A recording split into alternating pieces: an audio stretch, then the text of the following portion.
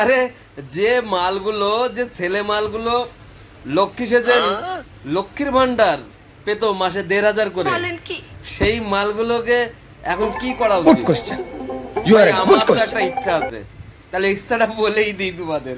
আমার ইচ্ছা আছে সরকার সুন্দর করে তাদের এসি গাড়িতে করে বসিয়ে নিয়ে গিয়ে বেসরকারি হসপিটালে সরকারি খরচায় জেন্ডার চেঞ্জ করে দেওয়ার অপারেশন করে দিই।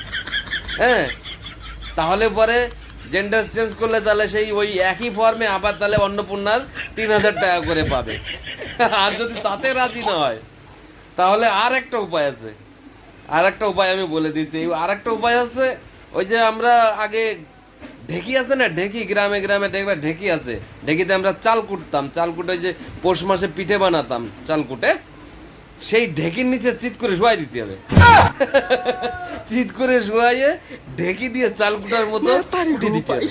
উঠে দিলে ছাতু হয়ে গেলি, তারপরে আর কিছু থাকলো না।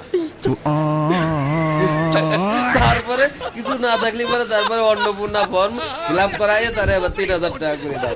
এই যে হচ্ছে আমার মনের ইচ্ছা।